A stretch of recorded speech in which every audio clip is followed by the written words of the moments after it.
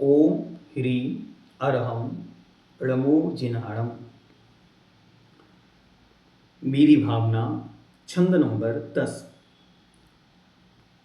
अब यहाँ पर विश्व कल्याण की भावना और गहराती चली जा रही है। अब वह अपने इस विश्व के प्रति, इस लोक के प्रति, यहाँ रहने वाले लोगों के प्रति कैसे और अच्छा हो सकता है, इसके लिए प्रभु से प्रार्थना करते हैं। और क्या कहते हैं, देखिए। इति वीति व्यापे नहीं जग में, वृष्टि समय पर हुआ करे। धर्मनिष्ठ होकर राजा भी न्याय प्रजा का किया करे। रोग मरी दुर्भिक्ष न फैले, प्रजा शांति से जिया करे। परम अहिंसा धर्म जगत में फैले, सर्वहित किया करे। इति भीति व्यापे नहीं जग में, वृष्टि समय पर हुआ करे। धर्मनिष्ठ होकर राजा भी न्याय प्रजा का किया करे। रोग मरी दुर्भिक्ष न फैले, प्रजा शांति से जिया करे। परम अहिंसा धर्म जगत में फैल, सर्वहित किया करे। हे भगवान, इति अर्थात किसी भी प्रकार का संकट, भीति मतलब डर, व्यापे, व्यापे मतलब फैलना, नहीं जग में नहीं फैले। किसी भी प्रकार की घटना दुर्घटनाएं यहाँ ना घटें। वृष्टि समय पर हुआ करे। भगवान बारिश, वृष्टि मतलब बारिश, समय पर हुआ करे। ऐसा ना हो कि पूरी बारिश में बारिश ना हो और फिर गर्मियों में पूरी गर्मी बारिश हो, तो क्या होगा, सारा क्लाइमेट कंडीशन बदल जाएगी, चारों तरफ एक आफाताफी पड़ जाएगी। अरे हमको तो बारिश से कोई दिक्कत नहीं, कभी भी हो जाए, लेकिन जो ज़मीन है उसकी अपनी नीड है। जो ज़मीन है जिससे फसल होती है, उसको एक क्लाइमेटिकल कंडीशन, इन्वायरमेंट की आवश्यकता होती है। वो नहीं होने से सब नष्ट भ्रष्ट हो जाएगा। धर्मनिष्ठ अर्थात धर्म से युक्त होकर, कैसा, राजा भी, हमारा राजा न्याय प्रजा का किया करे, प्रजाजन का न्याय करे, उन पर अन्याय ना करे। रोग अर्थात बीमारियां, मरी मतलब कोरोना जैसी बीमारियां, और दुर्भिक्ष मतलब अकाल पड़ना, बारिश का नहीं होना अथवा बाढ़ का आ जाना, इनको कहते हैं दुर्भिक्ष, ये ना फैलें। प्रजा शांति से जिया करे और प्रजा शांति के साथ अपना जीवन यापन करे। परम जो सर्वोत्कृष्ट है, ऐसा अहिंसा रूपी धर्म जियो और जीने दो का संदेश हर एक हृदय में हमेशा जिंदा रहे, तो जगत में फैल, चारों तरफ फैल जाए, जो सर्वहित किया करे, जो सबका हित करने वाला है, ऐसा वह अहिंसा धर्म चारों तरफ फैल जाए। कितनी सुंदर और कितनी गहराई से एक एक शब्द लिखा है।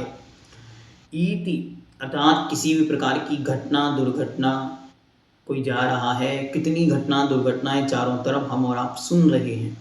बादल फट रहे हैं, कहीं बाढ़ आ रही है, कहीं चारों तरफ ऐसी ऐसी घटनाएं हो रही हैं कि जिन घटनाओं को सुनते ही चित्त में ऐसा लगता है कि ऐसा भी होता है। कोई व्यक्ति प्लेन से जा रहा है, हजारों हजारों करोड़ों करोड़ों रुपए का नुकसान एक एक सेकंड में हो रहा है। लाखों लाखों जीव एक एक क्षण में मर जाएं, ऐसी भयानक स्थितियां व्याप रही हैं। तो प्रार्थना कर रहे हैं कि हे प्रभु, ऐसी स्थितियां ना हो।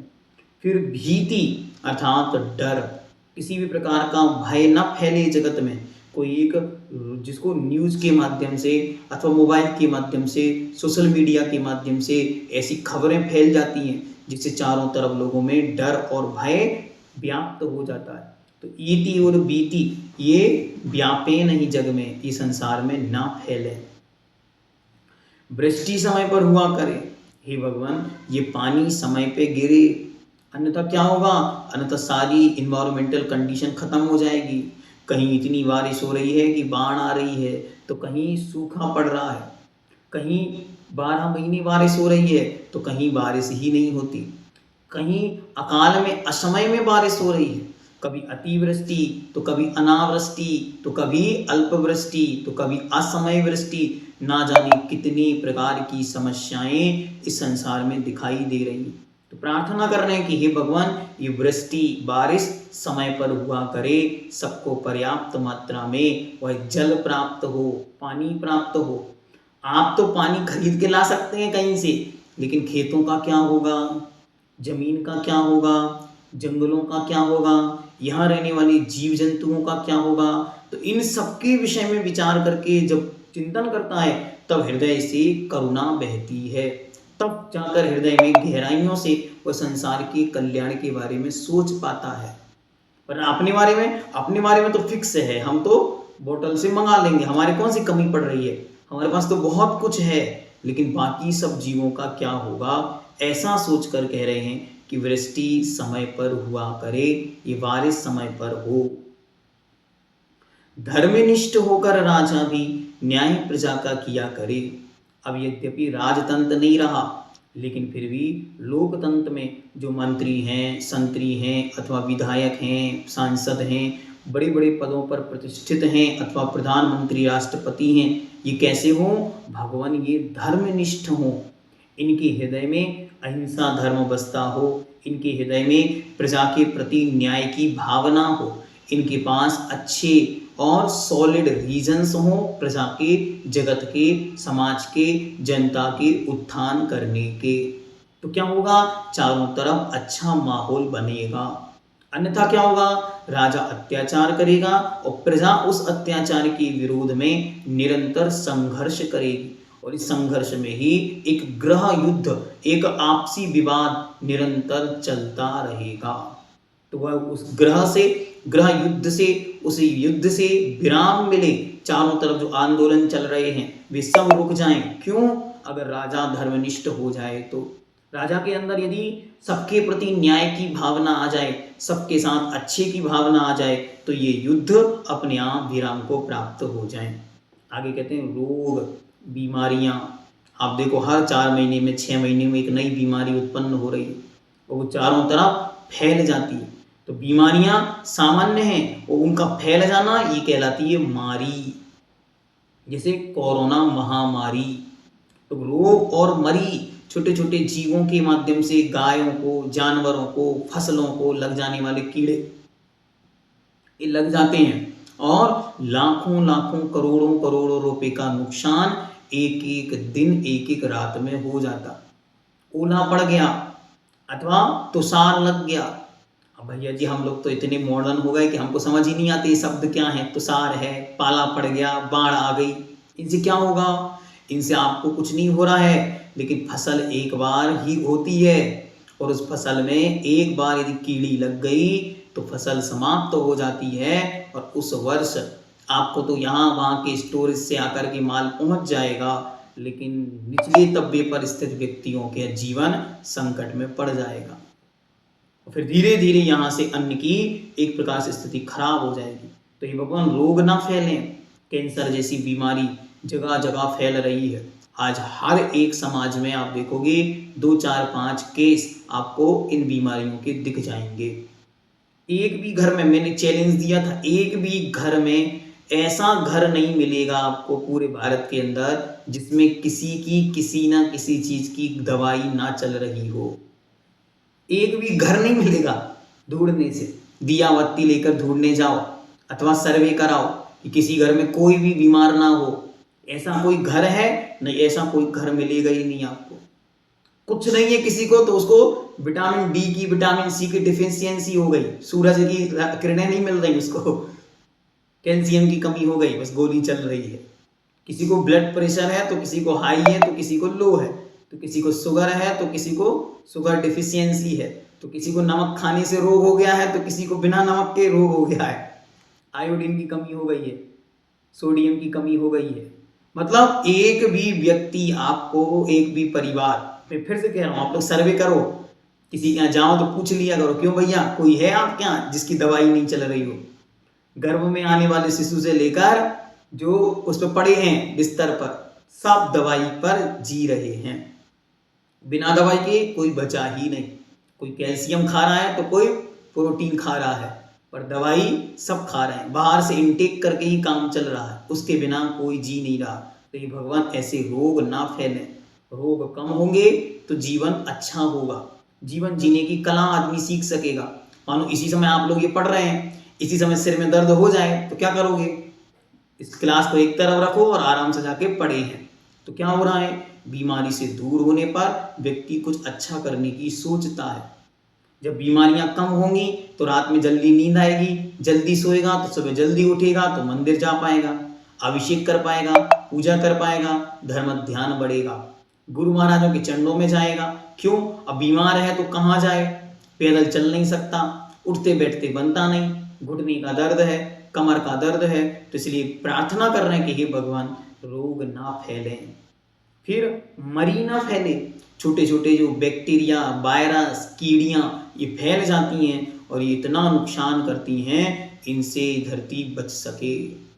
पहले लोग मानते नहीं थे, लेकिन अब कोरोना के बाद सबको सब समझ में आ गया कि छोटे छोटे से जीव, अदृश्य जीव, नहीं दिखने वाले जीव भी आपके प्राण संकट में डाल सकते हैं। जिनके अस्तित्व को स्वीकार नहीं करते व्यक्ति, वो भी प्राणों पर भारी पड़ सकते हैं। ये है मरी। और दुर्भिक्ष, दुर्भिक्ष क्या होता? बाढ़ का आ जाना, बारिश का नहीं बरसना, सूखा पड़ जाना, चारों तरफ पानी पानी भर जाना, चारों तरफ जीवन की परिस्थितियां अस्त व्यस्त हो जाना, लगातार 2-2, 3-3, 4-4 फसलों का मर जाना, ये सब क्या है? ये सब दुर्भिक्ष है। चारों तरफ भिक्ष भिक्ष जहां समझ में आने लगे, वहां चारों तरफ घबराहट महसूस होने लगे, जहां जीना कठिन हो जाए। दुर्भिक्ष किसे कहते हैं? जहां भिक्षा भी मिलना कठिन हो जाए, उसका नाम दुर्भिक्ष है। और ऐसी स्थितियां ना फैलें तो ये भगवान ये प्रजा शांति से जिया करे, कल्याण के साथ ये प्रजा जिए। इस प्रजा को क्षण भर के लिए सही आनंद की उपलब्धि होगी। जब ये सब चीजें नहीं होंगी तब जीवन और सुंदर होगा। और जो सबसे श्रेष्ठ है, ऐसा सर्वोत्कृष्ट अहिंसा रूपी धर्म जगत में फैले, जिससे हे भगवान सर्वहित किया करे, सबका हित हो, जियो और जीने दो की भावना जब होगी तो व्यक्ति अपना अपग्रेडेशन करेगा, अपना प्रोग्रेस करेगा और अपने साथ रहने वालों को भी प्रोग्रेस करेगा। अच्छी तरह इसको समझना। अब जिस चीज को अनिवार्य हो गया, निवारण नहीं किया जा सकता। जैसे मोबाइल की रेंज है अथवा नेटवर्क रेंज है, 5G है अथवा 6G है, इसके माध्यम से जीवों का घात हो रहा है, तो कोशिश करना है मोबाइल का प्रयोग दूर से करना।